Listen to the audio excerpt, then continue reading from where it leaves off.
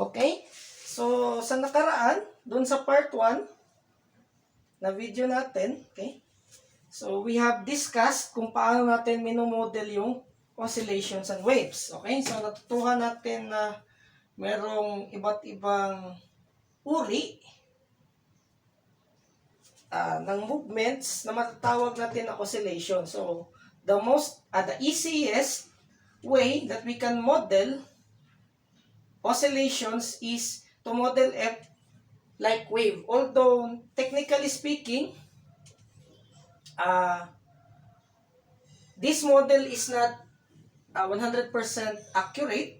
It just approximate the system. For example, dito is yung earthquake. Magsa-start siya na parang ganito yung motion niya, but suddenly, after a while, liliit yung amplitude niya. So dito, cosine has a consistent maximum amplitude. Okay, so this is approximations. But one thing, ang formulas na to is more accurately depicted dito sa ikatlo. Okay? Other than earthquake and sound, mas accurate siya kung i-represent siya sa spring. Okay. So, dito tayo mag-concentrate kay spring. Okay. So, concentrate tayo kay spring.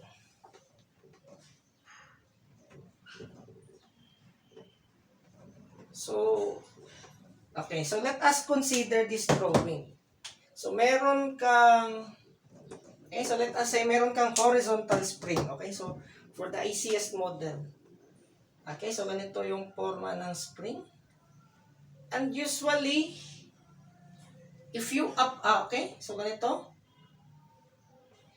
So, if you apply force, for example, pag nag-apply ka ng a force rightward, okay? So, siyempre gagalaw siya dito.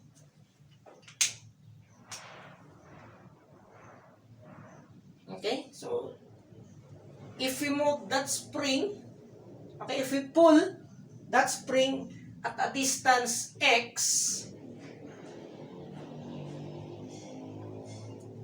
this spring magkukos siya ng resisting force which is equivalent to that F.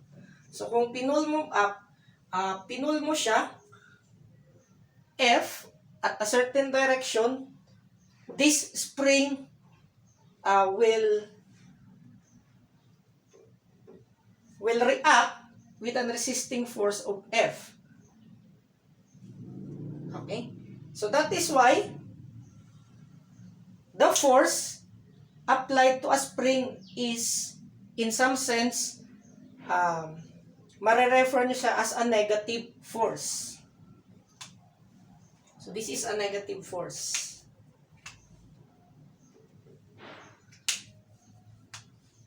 In contrast sa motion mo na positive force. The spring has a property called as the spring constant.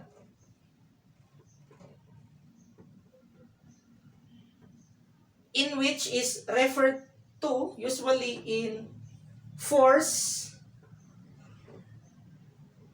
per length or force per unit length.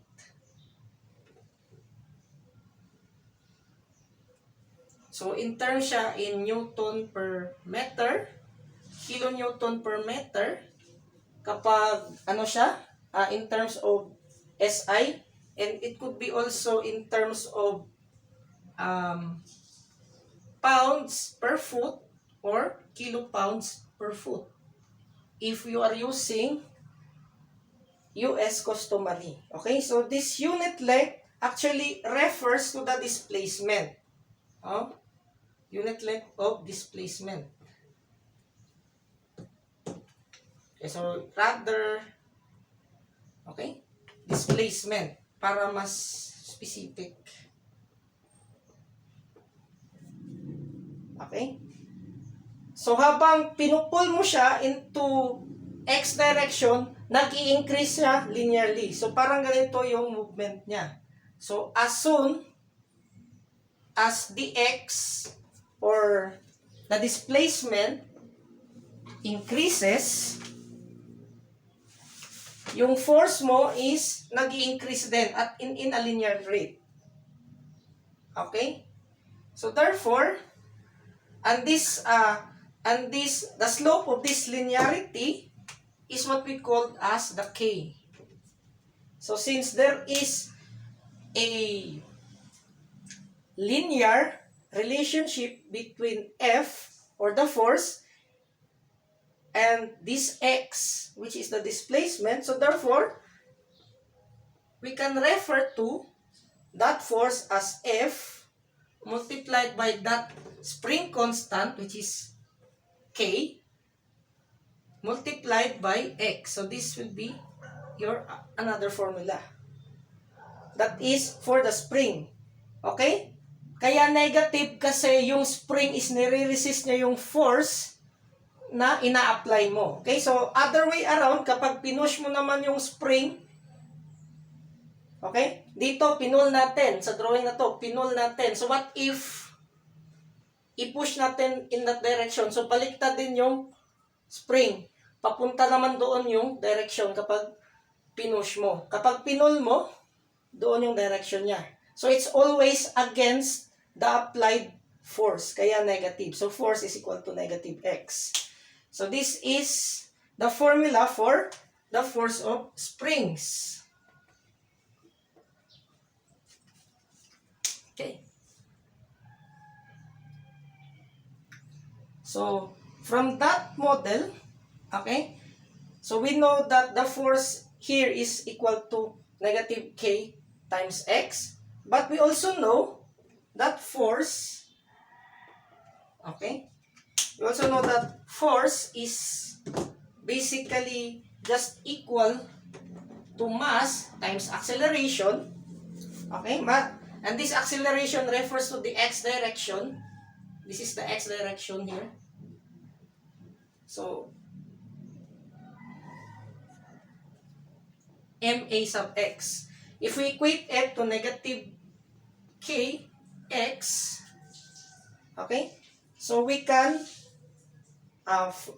actually produce another formula. Okay, please take note that this acceleration x is equivalent, okay, related ito sa angular velocity. Okay, so this this acceleration x is equivalent to the angular velocity, okay, multiplied by, okay, dun sa previous natin na lesson, which is from the previous video, which is the normal acceleration is equivalent to the angular velocity multiplied by the radius. And this radius here, the maximum radius that it can produce is x. So, if r is equal to x, okay, given that r is equal to x, kasi ito yung maximum na aabot niya, so therefore, a sub x is wx. And because this is a spring, negative yung sign niya. Meron siyang negative sign kasi yung motion niya is opposite to the applied force. So therefore, we can equate this one. The force will be equivalent to mass times negative omega x here is equal to negative kx. So therefore, we can cancel this out. Okay? Negative m. Okay, so we can cancel the negative x here. Okay? We can cancel this negative x. This x. Okay? So therefore, negative divide negative, it will become positive. So we can actually derive the value of small omega, or the angular velocity or angular frequency, in terms of k and m. So this will be your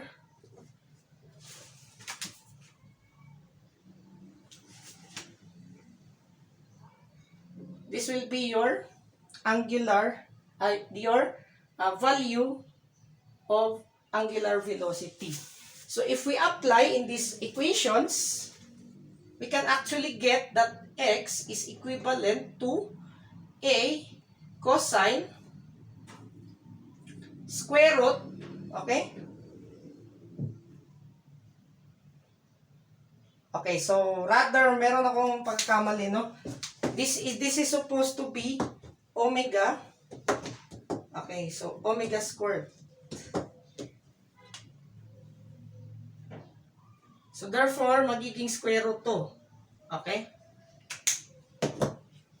So it should be square root of k over m. Okay, sorry.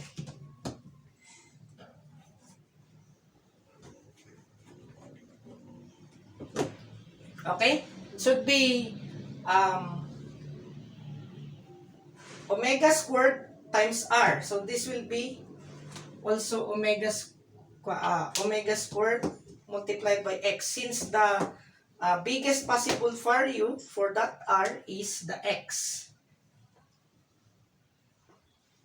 So therefore, magiging m omega squared x is equal to negative kx. So therefore, cancel yung k. So meron tayong omega squared is equal to k over m. Ganyan. So since omega squared is equal to k over m, okay, please take note, negative yung sign niya. So therefore, magiging ano siya, ganito yung forma niya. Okay, sorry for kanina. Okay. So, your omega is equal to square root of k over m. So therefore, kapag ni-replace mo yan dito na formula, ang makukuha mo is ganito. Okay, so i-reset muna natin. So may mura, okay? So x or the, so you can also refer to this as a cosine of square root of k over m multiplied by t. And in this type of drawing na meron kang initial phase angle, so therefore, kapag ganito yung ganito yung forma ng wave, so it will become like this: a cosine square root of k over m t plus the initial phase angle. Okay, so depending on the situation, you can use this formula and you can use this formula. Okay, so also remember that this omega is the angular frequency or angular velocity or frequency. They are synonymous. And then we have A as the amplitude. And this amplitude, it depends on the time. But somehow, the maximum value for the A is the x or this displacement. Okay, so you can use this formula or this formula. Okay, so from the previous video, ito yung nakuha naman natin. Yan. So ma-apply mo rin ito. Okay? So this formula is also applicable. But somehow, you replace this omega as k over m. As square root of k over m rather. Here. Omega or the angular frequency is equal to the square root of k over m. So you just replace it to get the value of x. And if the initial phase angle is not given, so you can assume that this will be equal to 0. Okay? So you can assume that this value will, this initial phase angle will be equal to 0 kapag hindi siya given. Okay? So yan. So additionally, meron pang ibang formula dyan na magamit natin. So 1, okay, so we can, I will add some more formulas na magagamit natin sa spring problem. So, okay? So if nakuha mo na yung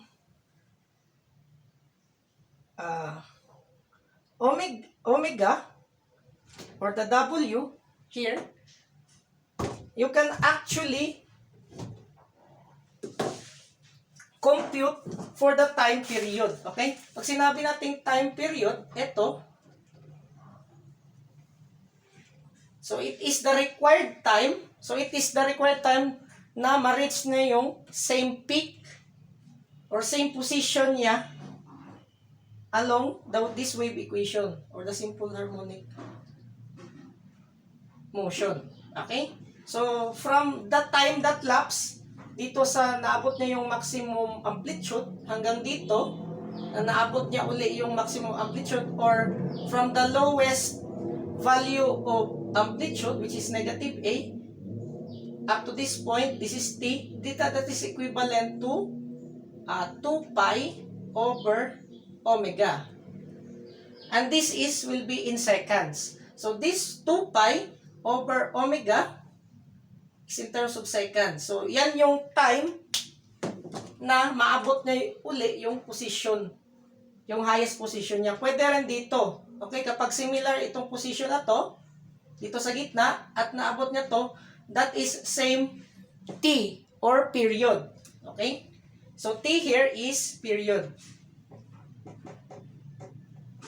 Is equal to 2 pi over omega.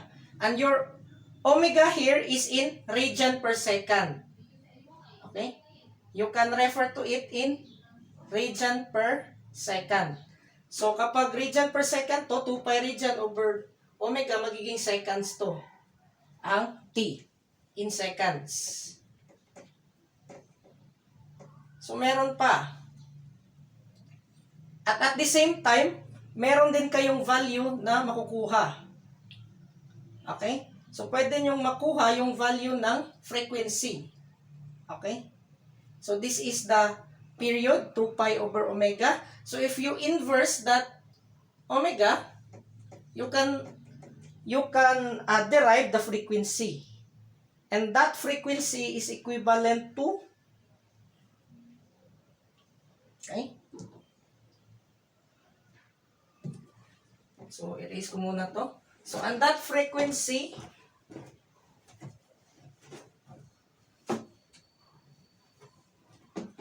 okay, and that frequency is okay, so lagay ko dito yung formula ni T for period. Okay? This is period. And this is F. F is equivalent to the inverse of the T. Okay? Or equivalent to the omega over 2 pi. So this is frequency. The actual frequency. Okay? So wag kayong malito. Iba itong si angular frequency, which is small omega. At iba din itong si F, which is the frequency lang siya. Ito, angular frequency. So yan. So, if we apply the equation in which the omega is the square root of k over m, makuha mo si frequency in terms of square root of k and m. So, we got square root of k over m over 1 multiplied by 1 over 2 pi. So these are the formulas with regards to spring. Okay? So sana may naintindihan kayo sa video na to. Okay? So in the next video, okay, so meron pang part 3 nito. So magkaroon tayo ng mga examples na sa ganun mas maintindihan natin kung paano i-apply itong mga formulas na to. Okay? So, thank you and see you in the next videos.